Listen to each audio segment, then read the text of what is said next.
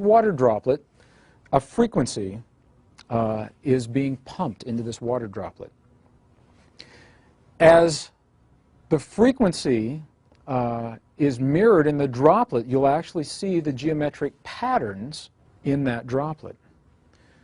Now what's happening, and the reason that this is so significant, is because we're going to do a frequency sweep. We're going to go from low frequencies to higher frequencies. And what you'll find is this. You'll see that in the lower frequencies, the patterns are less complex. And in the higher frequency, the patterns are more complex. I'm sharing this with you now because Earth is essentially going through a frequency sweep. Our fundamental pulse, our base pulse that has hovered around 7.8 cycles per second, now is changing. And again, there's a lot of controversy about what the change is, and we're witnessing the change. As we go through our planetary shift of this pulse, patterns of energy must change to respond to that, just as patterns of energy in this water are changing to respond to this pulse. And we'll begin with simply the concentric patterns in the water.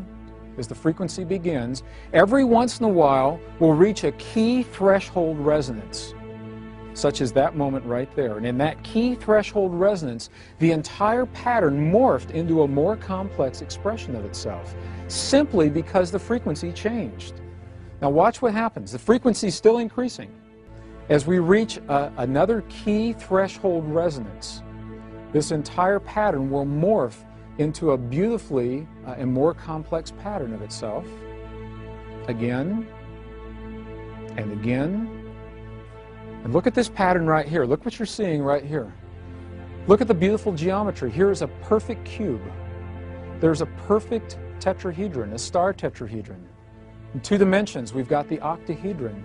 Very powerful images of sacred geometry held in place simply because we've achieved the vibratory pattern that allows that in this water droplet.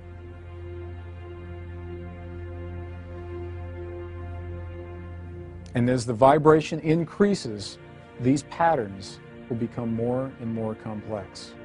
You can see the pulse from where you are. Can you see the pulse actually in the water?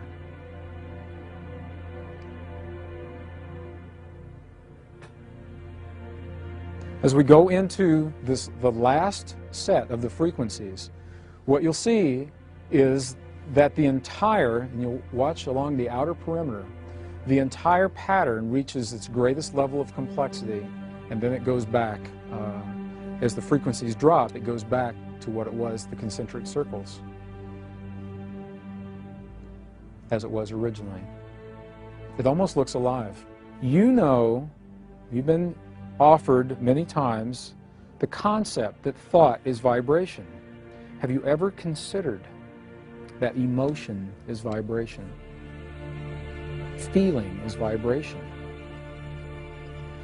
We are always feeling something.